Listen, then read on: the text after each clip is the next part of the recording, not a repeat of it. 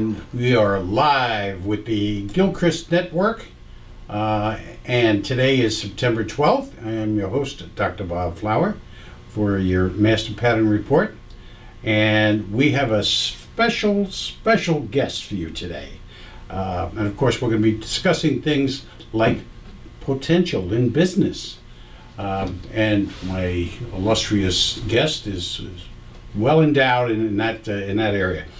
Joseph Apicella is a development executive and has been for the past 25, 30 years. He is currently a development manager for MacQuesten Company, located in Pelham. Was former executive vice president of the Capelli Group in White Plains. And before that, his earlier stages of his illustrious career, he was the downtown development manager for the city of Yonkers. So he has had a very extensive real estate, development, and finance background. Some of his accomplishments, more noted accomplishments that he's been involved with, are the Ritz-Carlton and Trump Towers in White Plains, New York. Certainly, over the last 20 years, Joe has been involved in something like $2 billion. That's with a B, folks, big B. $2 billion in real estate development throughout the tri-state area. So, but wait. There's one more point I have to make. He's married to the lovely Tara Rosenblum, who's a 16-time Emmy Award winner, reporter, and anchor for the Channel 12 News Network here in Westchester County. So without any further ado, my friend and very successful colleague, Mr. Joseph Apicella. Robert, what a pleasure and an honor to be here with you. Oh, my honor. Okay, so now, Joe, I remember going back when you were the downtown manager for Yonkers, and that sort of created the genre for your motif, your practice, your involvement, right? Tell us a little bit about those days. Right? You're right. Robert, you do your research. Not only are you a master in philosophy and with several degrees and PhDs in this, but you understand the human element and how things evolve. So yeah, it evolved from that. It evolved from a passion for public service. Mm-hmm. It evolved from a passion for making things better, whether it's the environment in which people work, live, or shop. Those things were very, very important to me. Right. And so I came, as I think you and your family did, from very humble beginnings. Yes. Hard, middle-class working family, born and raised in the city of Yonkers, and very proud of that. And we were taught, I think we both were taught, the value of hard work and the value of family. And we were fortunate to have had that instilled in us, and more importantly, the value of community. And I think a lot of my early motivation as the downtown development manager was the value of community. I wanted to see Yonkers rise because it was my team. Mm-hmm. I was Team Yonkers. I was born and raised there. My family and my 9 aunts and uncles and all of my hundreds of cousins, we all were from that city. And so from that, I was given the opportunity in the government to serve in a position that I didn't know a lot about. Right. And I was asked to kind of create it. The goal was make the downtown a better place to work, shop, visit, and live. And those were the basic parameters. And I looked at that and I said, okay, how do we make this work? And I knew it was important to make the position important. Not so much because of the benefit it would have to me personally, but so that it would empower me to accomplish the goals that I wanted to accomplish, which were to make the downtown look more attractive visually. So how did I do that? So I would enhance the position. When someone asked me who you were, I said, downtown manager. And I controlled that area of the city. I didn't control anything. But it's not what you can do, it's what people think you can do that makes you powerful. Mm-hmm. The reason I wanted to be powerful was to make improvements, not to necessarily benefit me. And so we were able to do those things and use the skill set, the people skills that we talk about and that you talk about on a regular basis in your show. Yes. Okay, let me stop you there now. Sure. So very important point here. Your focus, which is the first principle of intelligence, your awareness, your focus, was on the objective of developing an area, developing a downtown area of a very large city. Right. Notice, folks, that he didn't say that it's about making money. Of course, you had an interest in making money and elevating yourself and your stature, but your primary interest was in community, in family, being respected and doing what you could to develop something tangible that was unselfish, something that you took on a purpose, a mission, which is so vital in success, especially today, Joe. You know, a lot of people today, older people as well as younger people, don't get that. They don't understand that having a purpose and having a mission in life is so vital to being successful and to being fulfilled. And you certainly have had some trials and tribulations in your life, but you've had a number of successes. You rose from something that was average, mediocre, to something that was significant, substantial. You know, Bob, you're absolutely right. And keying off that, to me, the most valuable resource we have is time. The element of time is more valuable than any amount of money, because without time, money is immaterial. It's irrelevant. So I view every hour of my life, young and old. I've been told I was an old soul when I was very, very young. I view every minute of time as valuable.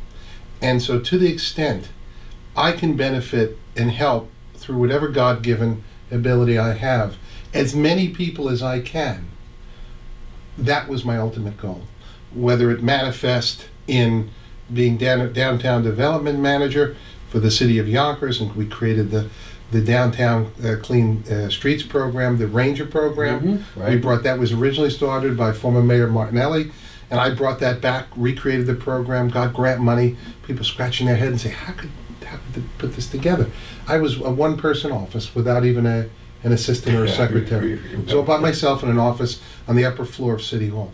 But I managed to do those things, and you can do those things and so much more, as we went on to do with the will. And my wife's often fond of, and I'm in awe of her accomplishments as well. She's fond of saying, you seem to will your way into everything you want. How in the world did you do that? Yeah. It's a lot of what you talk about here on a regular basis. The will, the focus, the awareness. And not accepting no for an answer. Yes. I don't accept no for an answer. I'm going to fast forward for a second to the Ritz-Carlton, Westchester.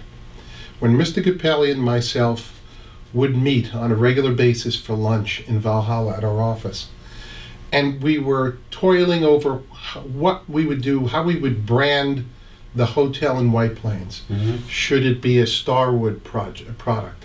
Should it be a Marriott product? What could it be? What could it be? We all wanted it to be the Ritz-Carlton.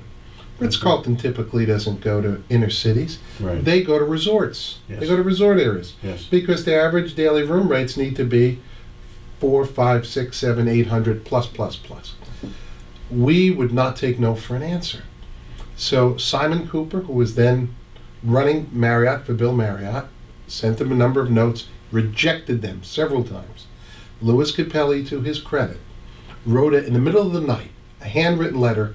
I'll never forget this, on a piece of napkin, talking about why he thought this, even though this didn't fit in their model, this could be the exception. It could work. It could be the model for downtown revitalization. It could be the model for for corporate and the like, because of White Plains being the county seat and the hub of business in Westchester County, one of the most expensive and valuable areas in the country, one of the most expensive counties and valued areas in the county. He made that argument. Guess what? Simon Cooper agreed. Yeah. So those lessons I take with me all the time. Yes. And young people need to take those lessons. Yeah. The first job you interview for, when they say no, you know what I would do now? I love when they say no. Want them to say no.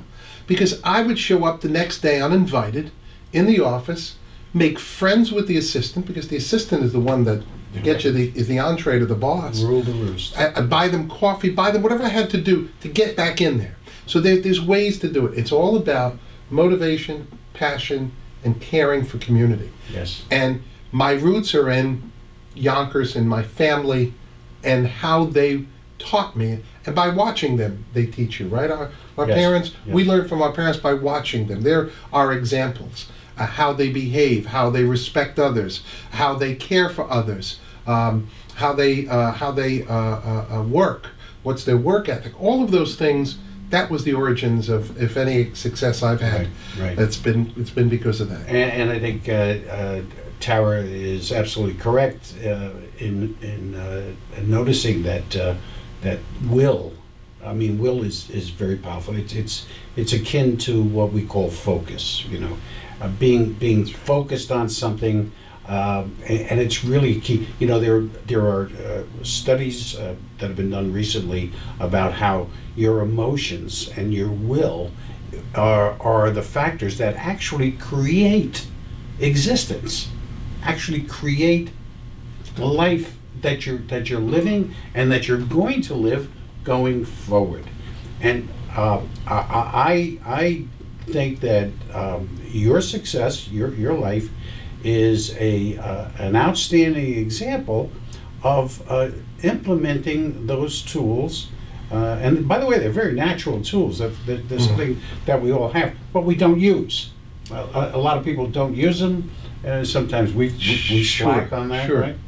Sure. But will is what gets you through. Just like you're talking about going back in to a meeting with somebody without even being announced or something. Mm-hmm. Yeah, I mean that's what you have to do. You have to take the world, you know, by the cojones, as they say, Of course. and drive it. And you can't let up. You know, the young people don't do that, and I'll tell you what. When I say the young people, I don't mean to sound old, but younger people today, particularly the millennials, do most of their communicating through social media. Yes. And they have a very difficult time with interpersonal skills, meeting somebody one-on-one and being a warm handshake. Yes. And feeling and touching and being part of the world. You cannot be in your own cocoon and be able to capitalize on that skill set and that passion, that focus, as you've suggested. Look at your career. You are another example. I mean, your will, your brilliance, your insight. You see beyond the four walls. You see beyond, you know, the two-dimensional and the three-dimensional. You go beyond that. You say things that people say, my God, that doesn't, how could you say that? But when you break them down, when I've had conversations with you over the years, either socially or professionally, you know, that's the genius, that's the brilliance, it's really abstract. It's not tangible. It's not some, people say, how did you do it? And listen, my dad didn't graduate high school. And I'm not, and many people have had these stories. I started on the garbage trucks. I worked for the city of Yonkers in '77 on the garbage trucks, and that's what I did in the manpower program, $125 a week. Yeah. You know, and today I live at the Ritz-Carlton. Yes. And so what I'm saying to you is that no one certainly gave me anything. They didn't have it to give. I wish they did. I'm there to help them now, my parents, you know, as they may need it. But those intangibles, I think some people need to understand how to unlock them. But sometimes it's by happenstance. Sometimes it's by tragedy in your life, and you're thrusted into this independence where you're on your own, and you're forced to be that resourceful, which opens up that special skill set and passion and focus and what you never knew you even had. Yes. So Yeah. sometimes it happens in a perverse way. It happens by something unfortunate happening to you. Yes. Correct. An accident or something happens, and you find your way, because if you, the comfortable confines of life do not cause people to meet or exceed their expectations. You could live a life of mediocrity, and that's fine if that's what you want. But if you want to live a life of exception, which is what I always wanted to live, and exception doesn't always mean money. Right. Exception means creating, it means be fulfilled, and with that tends to come the financial remuneration. But you're not in it for that reason. I don't look at it that way.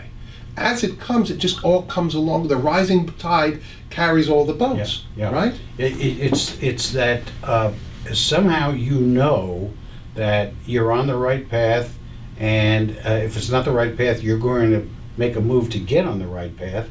And with that, everything else that you may want or need comes to you. And it's it's incredible. You tell people that sometimes, and they say, "Oh, you're crazy. You're money hungry and everything else like that." And Or you're lucky. Don't you love that one? Yeah. Don't you love that one? Yeah. Or like one guy used We got lucky. One guy used to say to me all the time, We're lucky. "Thank God for your parents." Well, thank God for my parents. My dad died. I would just turn 16. Yeah. And in debt. My mother was a That's housewife, motivation. for Christ's sake, with no money. That's right. So the drive, the focus, and by the way, Joe, we have three. Our natural intelligence quotient has three main categories to it: creative, organizational, and functional. Now, I'd like you to tell the folks which are all of the three do you espouse to, and just how do you fit those in?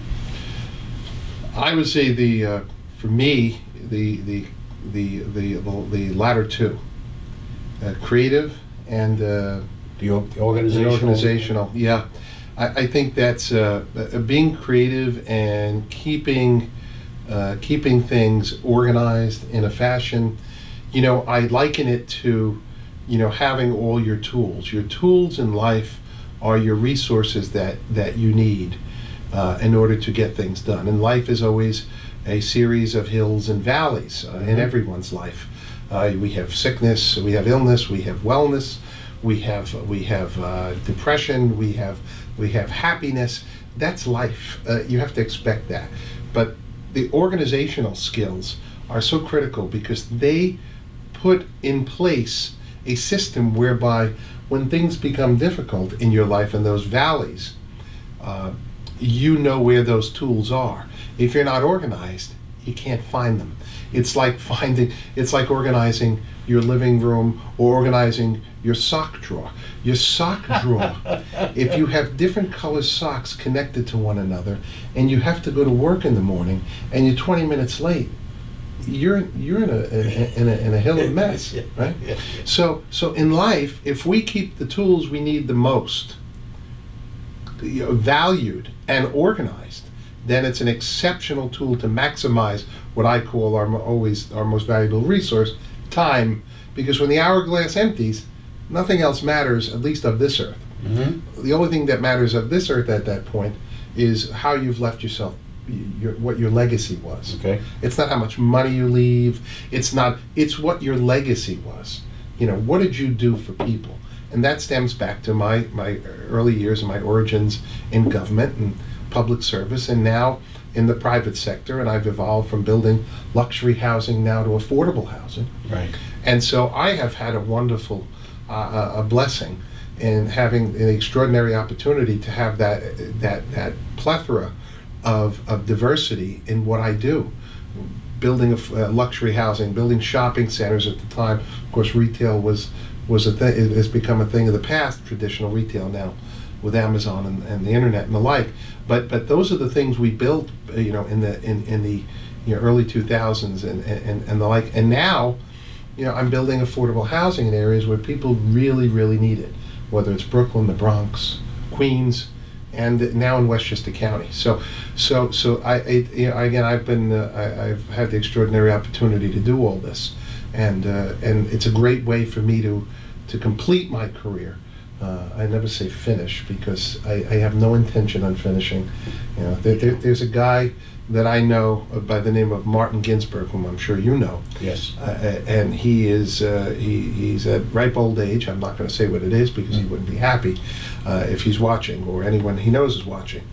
But if you asked Martin Ginsberg, very successful builder, Absolutely. developer, who cares about, he builds with a heart and loves the waterfront and the Hudson River and the river towns and nature and all of those things. If you asked him what his succession plan is at his ripe old age, he'd say, "What succession plan?"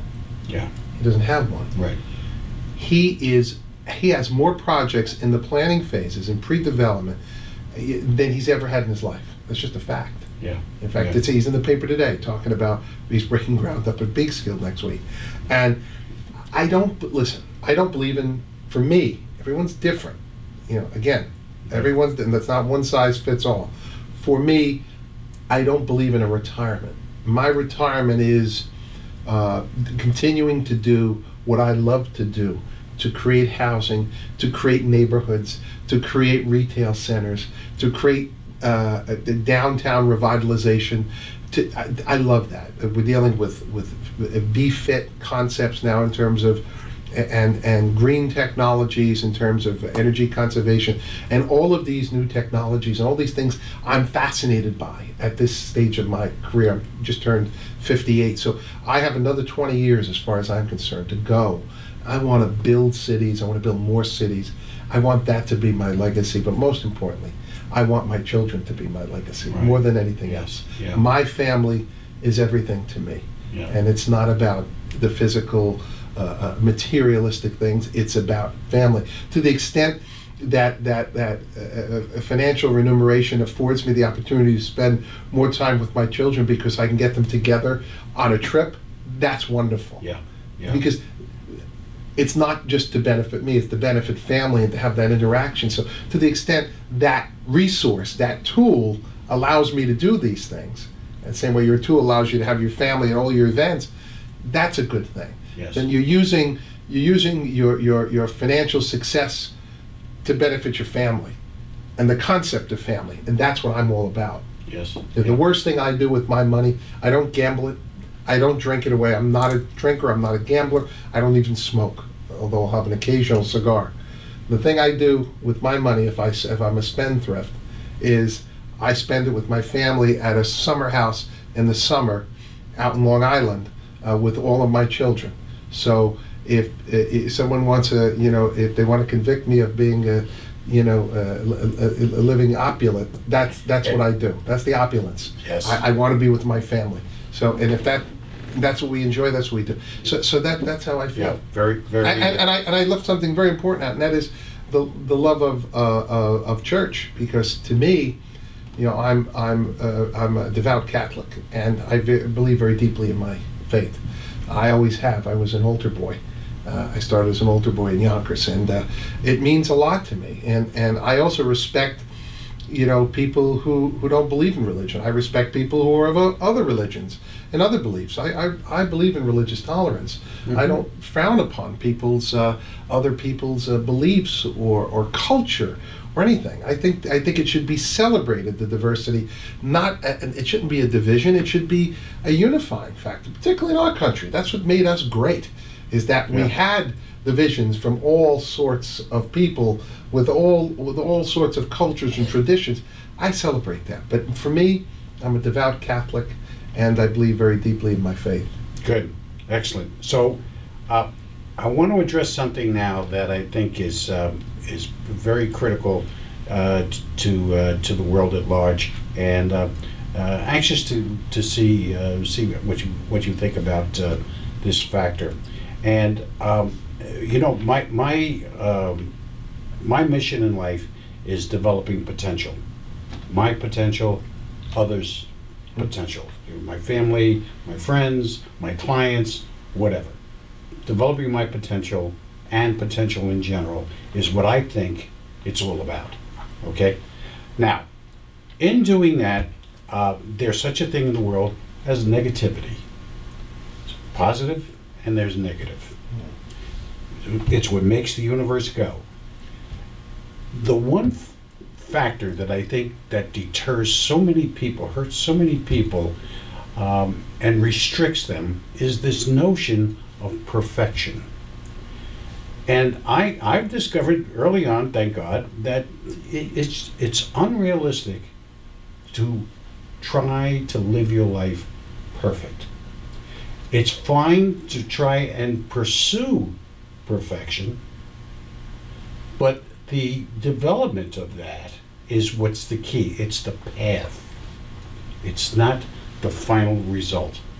The path is the most important thing, because I'm sure that that's how you learn. That's how successful people learn, by virtue of the fact that they made mistakes, they accepted them, they didn't put themselves down, or if they did, it was temporary, and they found ways to deal with that negativity. That's a good point. Now, has that not occurred in your life, Joe? Yeah, I took my glasses off because it has. Yeah, we all go through, as they say, ebbs and flows in life. And when I was describing those ebbs and flows and hills and valleys, it includes personal successes and personal failures. And I think the thing I've learned from some of my, the word failure always has this negative connotation. But to me, your weak point can be your peak point. The thing that causes you to be upset and problematic can be the occasion where you learn really what you're made of and who you are. And I don't think that happens sometimes until you have that awakening. Yes. And that awakening sometimes takes the form of financial failure. You could be someone who runs for public office and doesn't win. That's happened to me. I've run for public office. I was 27 years old and put myself out there. Running for public office is one of the most courageous things people can do. Why? Because you're putting yourself out there. Your history, your education, right. Your family, everything is out there. Opening yourself to the world. Opening yourself to the world. The press will ask you questions, whether it's local level, state level, or federal level. They're going to ask you questions about your personal life, your finances, you name it. Your business interests, as we see today, your business, everything you've done. And so I did that at the age of 27. I ran for state assembly. You might remember that. Yeah. And I ran in a primary, a Democratic primary, and I lost by 225 votes. I'll never forget that number. It stays with me for a long time. And the reason I'm using that by way of example, Robert, and that is that from that, at the ripe old age of 27, I had to face what was. I went on a cruise right after the loss. It was so stinging.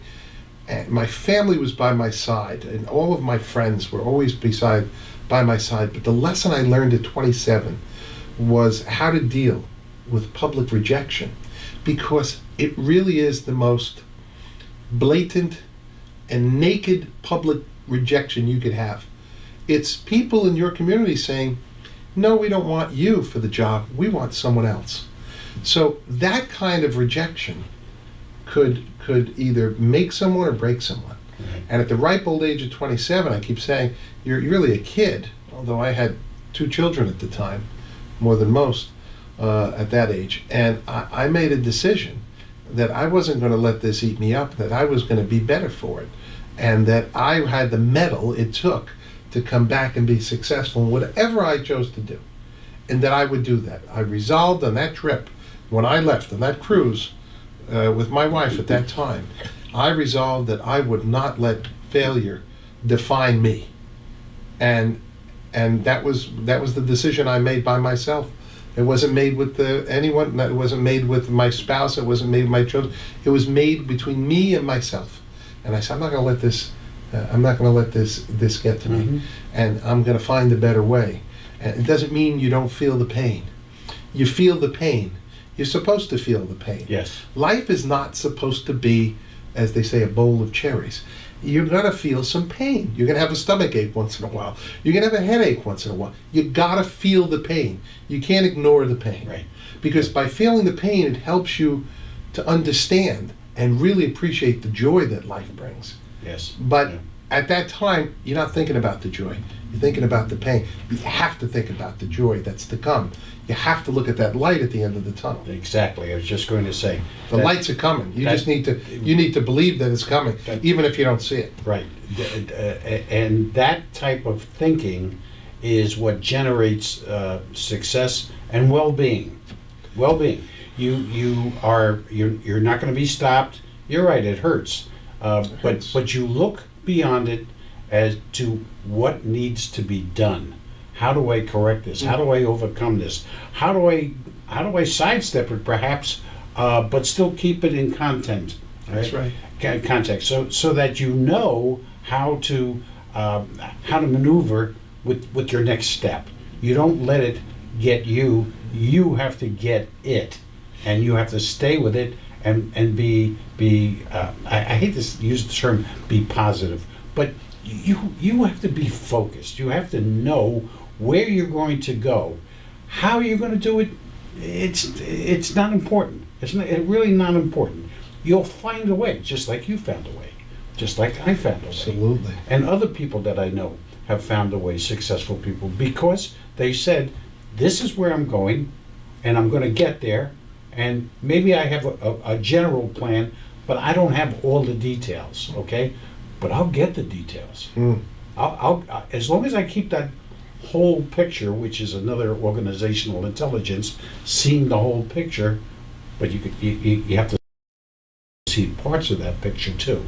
But you need, again, that will, that focus, that you're going to move in that direction, and you're not going to, it's developing the potential and being happy with the path. Being happy with the path, you know. I used to, when I was much younger, I used to look at, I was very active in sports, played some semi-professional football one night, and winning and losing. I've done both on large scales, and it was always looking back and enjoying those moments. How do you take yourself up from the ground and get up and start fighting again? And I see that in every single, you talk about Martin Ginsburg. I remember when Martin started. I mean, he didn't know anything. Him and his two brothers. Look what he did. And now they're one of the preeminent developers in New York State, actually. Absolutely. Right? And along the Hudson River, what he's done. Yeah. Wonderful. And Luca Pelli, too. I mean, Louis. his dad was... right? He was a plumber, right? Electrician. Electrician, you got it. And He's an electrical contractor. Right? Dad was not. He opened his office on the electrical contracting firm was called Luna Electric, right. on the bend of McLean Avenue, where the old Azalea farm was. Yes, right. Across from the VFW post. Right. That's where he started. And he became a vast success. Right. But they made millions of Louis and his dad were mentors and are. Yeah. Mentors of mine, right, and my heroes. These people really are heroes. And the other thing about Robert that you mentioned that's I think so important is the will, but also the vision. You have to, particularly when the chips are down, whether it's personally in your personal life, divorce, separation, sickness, financial problems, or as we discussed before, losing an election. You have to have a vision of what can be, notwithstanding what has happened. Right. And you have to visualize, and whether you believe in religion or you believe in you just believe in karma and you're agnostic, I believe deeply. I know, I've had this for myself. If you put that good spirit out there about who you are, I'll never forget a good friend of ours, Bernice Spreckman, said to me when I lost my job in the mid-1990s, and I was so downtrodden. I said, oh my God, I have a family. What do? I don't have a job. I don't know what I'm going to do. She said, listen, I'm going to tell you something. Don't take it the wrong way. She said, you smile and the world smiles with you. You cry, and you cry alone. That's right. And that stuck with me. I said, son of a gun. Again, in your weak times, they could become your peak times. Right. And I'll never forget another young woman I was calling. I was looking for jobs. I made phone calls. I had met this young woman at one of the downtown conferences. And she said, listen, she said, these few months, whatever they were, 2 months I was out of work. It was the end of the world for me, someone who didn't know the meaning of that. And I continued to do appraisals, as you know, even during that time. But she said to me, when I was laid off, she said, you know what I did?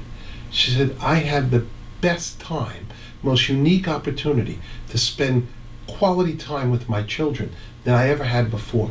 Take advantage of that. There again, looking at the bright side, the good side of something that could be a bad experience.